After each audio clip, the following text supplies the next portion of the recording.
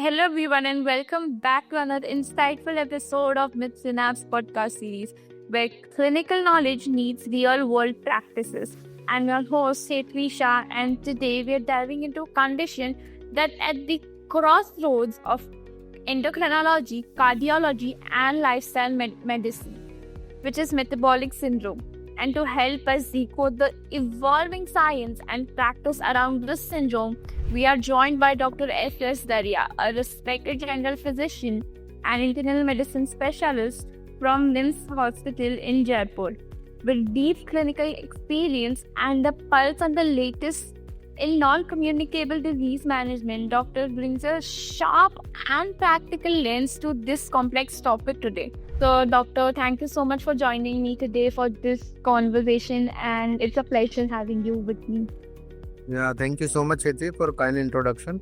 So, Doctor, to begin with, let's just start with the bigger picture. Like, recent literature actually suggests that metabolic syndrome is not merely a cluster of risk factors, but rather a systematic pro-inflammatory state. So, could you elaborate on this evolving understanding of its pathophysiology? Yes, definitely, it's not a metabolic syndrome. It's so easy, but if you talk about the pathophysiology, mainly the role of inflammatory biomarkers is there. The first one is your adipose tissue dysfunction and inflammation. So what happens that there with individuals who are having excess visceral adiposity, the adipocyte and infiltrating immune cells, they secrete the increased level of some pro-inflammatory cytokines like the interleukin 6, the tumor necrosis factor alpha, and the MCP1, monocyte chemoattractant protein. And because of all of these pro-inflammatory markers, the elevated levels which can cause the adiposity and insulin resistance with increased production of these acute phase reactors.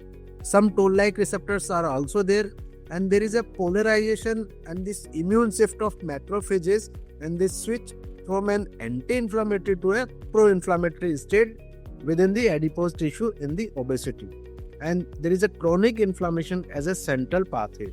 So if we think of the underscore the pathophysiology, the metabolic syndrome is a chronic, systemic, low-grade inflammatory condition, and the interplay of this adipose tissue dysfunction alters secretion of the adipokines, immune cell activation, and the inflammatory cascade fundamentally links the individual metabolic abnormalities.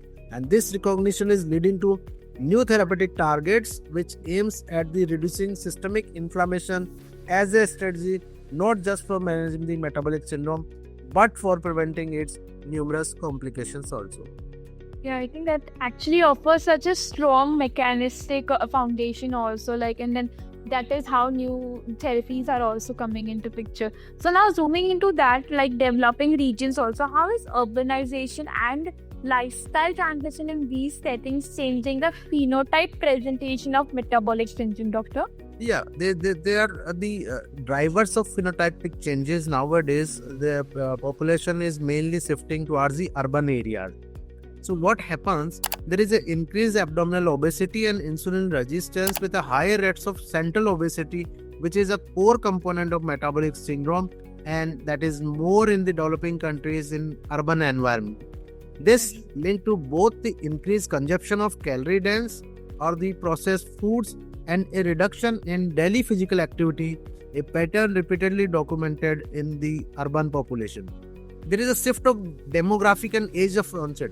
Earlier we were thinking of that it is a more of the in the older after age of 40, but now the increasing obesity or the urbanization, these cases among adolescent and even young adults in urbanizing regions, trends rarely seen in pre-urban era, and the childhood obesity and the early insulin resistance are now emerging, and which is a worrisome for everybody. The clusters of metabolic abnormalities is also changing because there is a marked rise in hyperglycemia, hypertriglyceridemia, and the low HDL cholesterol. Rather, the elevated fasting glucose or the increased triglycerides are basically more into the urbanized population, and definitely the transition of our nutrition. There is a lower intake of fibers, complex carbohydrates, and higher composition of fats, sugars, and processed food. We know that nowadays fast food is very common in the young adolescent population and young adults, and because of that, they are not taking the proper fibers and the complex carbohydrate. There is an increasing in the metabolic syndromes, and definitely in the era of the artificial intelligence or the computerization, there is a decline in the physical activity. Mostly people are working in urban on sitting mainly on your laptop, computer, and the opportunity for the leisure exercise really fills this gap. So that is why this sedentarism, the word I am using, which is especially among the working age and youth population, which can play a critical role in the onset of new metabolic phenotype. And of course, the socioeconomic factors are always there. In urbanization, the disparities between the lower and the upper income group, there is a high risk due to constant access to the healthy food, greater psychosocial stress, and exposure to pollutants, which all are basically putting them towards the metabolic syndrome. Correct. So due to rapid urbanization, the metabolic syndrome is also increasing, and I think that's like a rapid change we've seen in recent years. Yes. So Tom, I was just asking, like one ongoing challenge for clinicians is lack of diagnostic benchmark also. So giving the multiple definitions like ATP, III, IBF, WHO. So do you foresee any consensus or new unified criteria emerging to guide clinicians more effectively? So there are a lot of associations which give the definition of the metabolic syndrome, but latest it is by the IDF, and that is worldwide. IDF is the International Diabetes Federation, and that has taken the lead in proposing and refining a consensus globally accepted definition. And what IDF says that there should be a one core requirement, and that is the central obesity, or you can say abdominal obesity, which is defined by the waist circumference with the ethnicity specific cut points. This is the core requirement. Plus any of the two following the four factors. What these four factors are: one is the raised triglyceride or specific treatment for this lipid abnormality, and that should be more than 150 milligram per deciliter. The reduced HDL cholesterol less than 40 milligram in males and less than 50 milligram per deciliter in females. Raised blood pressure more than 130 of systolic mm of Hg and more than 80 mm of Hg in diastolic. And the fourth one is the raised fasting plasma glucose, either more than 100 milligram per deciliter. So the central obesity with any of two, either raised triglyceride, reduced HDL, raised blood pressure, and the raised fasting plasma glucose. So these all are given the definition by the International Diabetes Federation, and the this is a unified, practical, and globally really is now widely used and accepted. This approach will continue to evolve, but a return to highly divergent national or the regional criteria, which appears unlikely given the strong international consensus and the urgent need for comparability and simplicity in both clinical and the research context. Yeah, doctor, that is quite insightful. Now, doctor, let's just talk about therapy. Like recent research into GLP-1 receptor agonist and SGLT2 inhibitors shows, far beyond glycemic control. So, how do you see their role evolving in the comprehensive management of metabolic syndrome? So, the nowadays GLP-1 receptor agonist and the SGLT2 inhibitors, they are evolving in the role of metabolic syndrome, because the core component of this metabolic syndrome is your central obesity. Okay. Correct. And that is why we need the multidisciplinary target to entire spectrum, including your metabolic, your cardiovascular, and the renal risk. So the GLP-1 receptor agonist is having a multifaceted benefits. First and foremost is the weight reduction and the obesity. They basically induce significant durable weight loss in patients with obesity and overweight, even without the diabetes, and which is pivotal for reducing all metabolic components. Second is cardiovascular protection.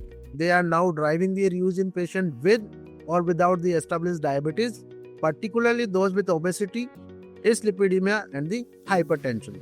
And of course, they are very useful in liver and kidney health, like MASLD, the metabolic associated steatotic liver disease, and they also showed some pleiotropic actions which address the pro-inflammatory state that underpins the metabolic syndrome and reducing key drivers of these disease progression. This was all about the GLP.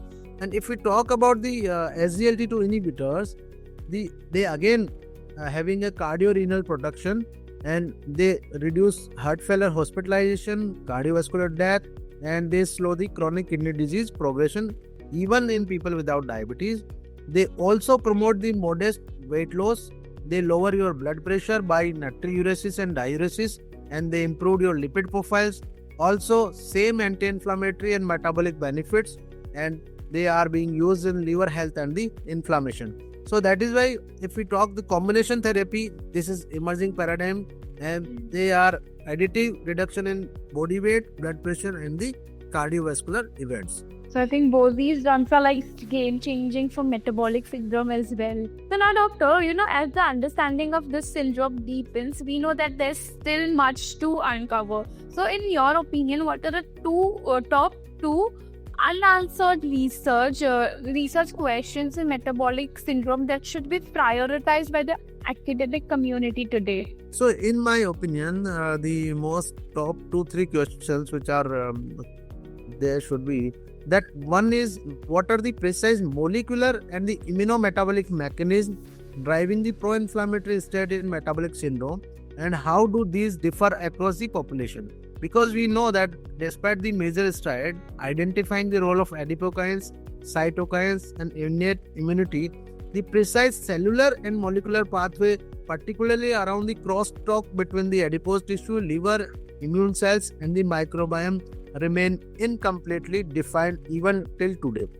Second question is that, can we reliably identify early non-invasive biomarkers to predict incident metabolic syndrome and its progression to the cardiovascular and the renal complication? Because if we diagnose, the early diagnosis can hampered by resilience on anthropometric and traditional metabolic markers, the discovery and validation of novel non-invasive biomarkers, including either the genetic, proteomic, metabolomic, or the microbiome signature. They can revolutionize screening, and they can enable preemptive tailored intervention even before the overt metabolic syndrome or its end organ damage emerges. So these two are the unanswered questions. If we talk the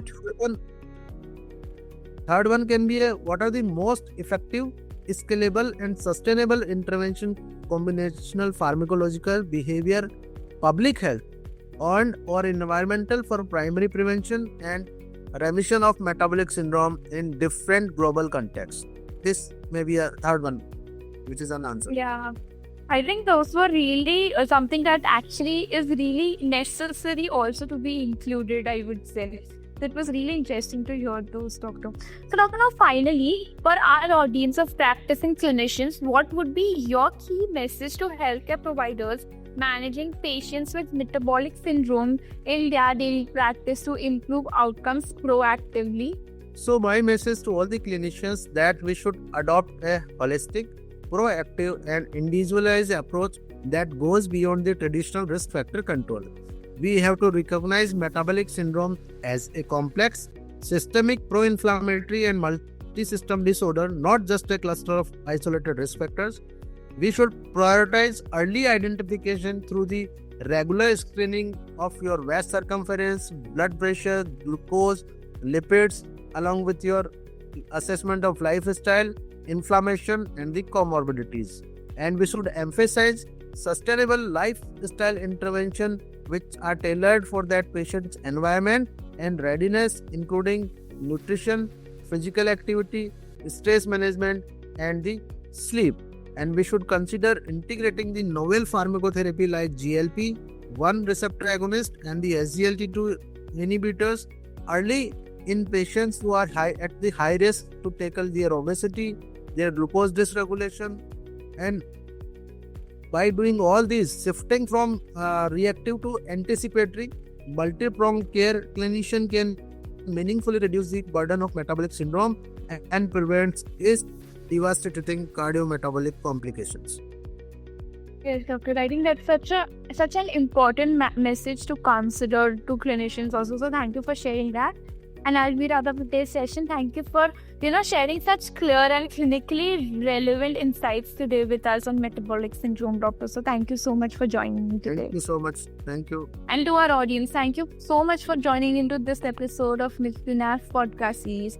And remember, if you're a healthcare professional who's eager to delve deeper into medical topics or have questions, do not hesitate to join us on the MITSynapse platform. MITSynapse platform is not just a resource, it's a dynamic space where you can connect with your medical peers, participate in meaningful discussions, and contribute to the ongoing evolution of healthcare. So until next time, keep learning and keep leading.